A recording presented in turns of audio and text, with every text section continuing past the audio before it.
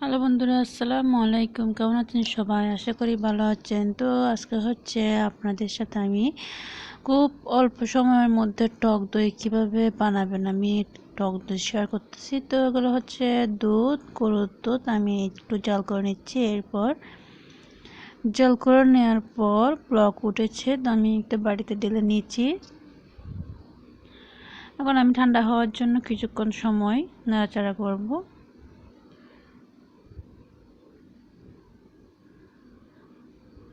তো ঠান্ডা হয়ে আসছে এখন।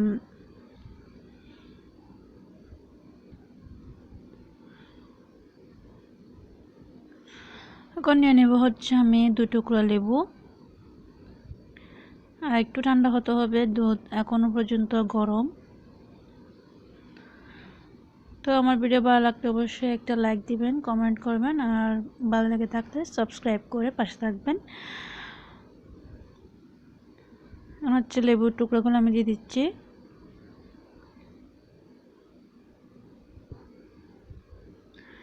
লেবুর রসগুলো দিয়ে দিব।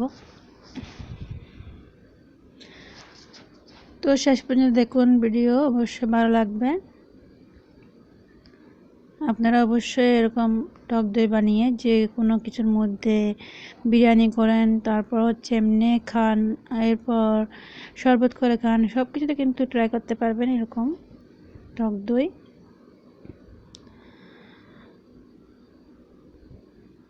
আমি প্রায় বানাই, আমার বাসার মধ্যে প্রায় বানাতে হয়,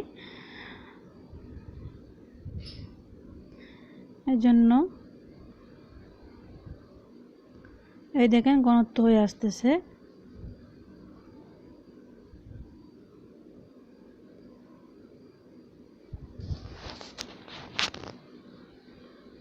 এই যে দেখেন কতক্ষণ নাড়াচাড়া করার পর প্রায় 30 মিনিট 40 মিনিট মতো নাড়াচাড়া করেছি। তো হয়ে এসছে। এখন কি করবে, এমনগুলো আমি পানি থেকে আলাদা করে নিয়ে নিব।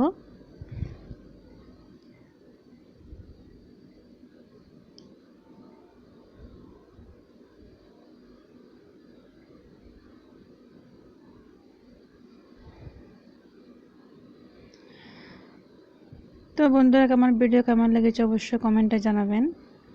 আপনারা বাসায় অবশ্যই এরকম ট্রাই করবেন।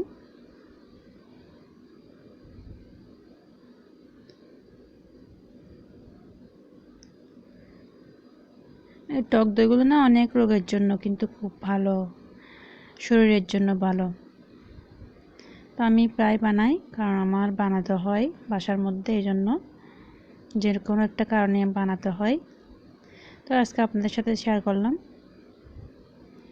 তো কেমন লেগেছে অবশ্যই কমেন্টে জানাবেন।